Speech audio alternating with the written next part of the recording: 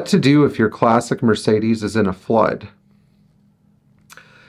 Couldn't be more timely with this video. In fact, I probably should have made it a few weeks ago after Hurricane Helene hit. But there are a couple of things I want you to take away from this video before you even watch it. The first one is that if your classic Mercedes is in a flood, it's not a death sentence to the car.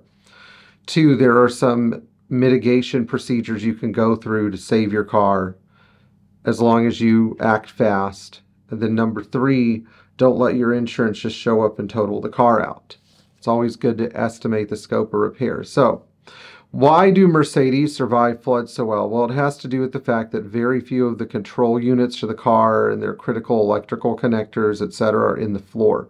The only cars that seem to be exceptions are like the 124 Coupe and Cabriolet, and the R129 series, which go figure. But when you get to the older cars like the 123, the 126, even the 201, they didn't put a bunch of electrical connectors and components deep in the floor. In fact, in some of these cars, you can get something like 3 feet of water in the car and still be clear of most major electrical components, short of things like the alternator. Okay, now, what do you do if the car is in a flood? Well, first of all, step one, assess. Determine how deep the water got. Once you've established how deep the water got, you need to determine whether it was salt water or fresh water.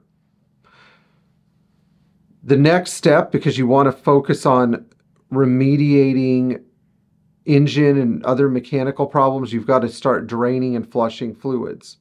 This means you may have to flush your engine oil and your transmission fluid and your rear axle fluid 3 or 4 times to get all the water out. You absolutely do not run the engine. This goes for any mechanical system, but do not run the engine. You start by draining the motor and getting all of the water out, and then you pull the spark plugs or the injectors, put oil in the cylinders, and crank them to get any moisture out. And then repeat. You need to repeat several times. Oil is cheap, engines are not. You may also want to pull your valve covers and start spraying things down with brake parts cleaner if you think there's a bunch of moisture in there, as well as mitigating the problem by putting assembly lube on, surfaces that may be prone to rust, such as camshaft lobes or timing chain, etc. So once you've mitigated all of these mechanical issues, that's the absolute first step. Get the water out of the mechanical assemblies.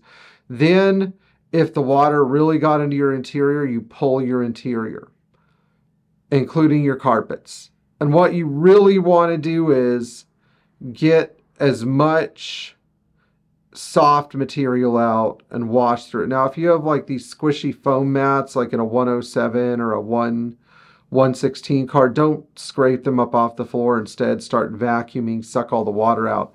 If you got salt water in the car, then the best way to deal with salt water is to flush it out and then soak up the rest of the fresh water. But you have to keep flushing and flushing and flushing.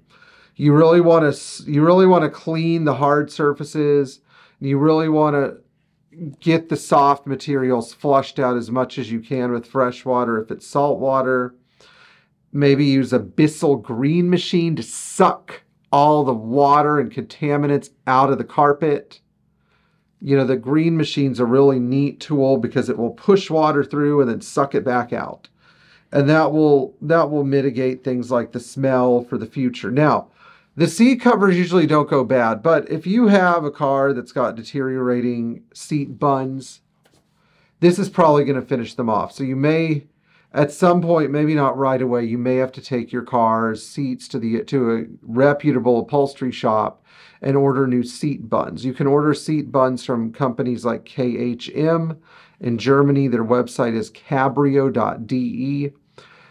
This is not a paid endorsement. This is just who we use when we need seat buns, but there are other suppliers of Mercedes seat buns that are good reproduction suppliers, in addition to occasionally the seat buns being available from Mercedes. Now, another thing that's very important to remember is that your car's electrical system is probably going to get more damaged by salt water than fresh water. Fresh water You may have some corrosion where you have to start taking apart relays and cleaning them up, but for the most part, you're not going to get the harness corrosion that you would with salt water. With fresh water, what you really want to do is any submerged or affected electrical connectors need to be dipped in white vinegar to eat off the corrosion. Any wiring looms need to be blown out with some vinegar and some compressed air. And then also maybe try to make a good assessment of which items are affected. Like if your alternator was submerged, it's probably going to be bad. If your battery was hooked up when the flood event took over, then you're going to probably need a battery and maybe even a starter, because starters can get covered in water as well. If it's salt water, you really have to pay attention to the individual electrical connectors. You have to clean them up using maybe more aggressive chemicals such as OSPO just to get all the rust off. But the wiring itself typically does not get affected. It's very sealed and very well insulated, so you're not going to need a wiring harness unless your harness was already deteriorating to begin with, like say on a Ponton or something. One of the very important things too that you must remember about dealing with a car that's been flood damaged is that your insurance company will immediately try to total the car. Do not rely on a third party to make the assessment of your car if you are capable, if you have some familiarity with it. Making a list of what was damaged in the flood is a great place to start, because then you can itemize everything and figure out what it's going to cost to repair each individual item. Repairing flood damage is simply about going through and cleaning. It's tedious and labor intensive, but there's not a lot of diagnostic work involved.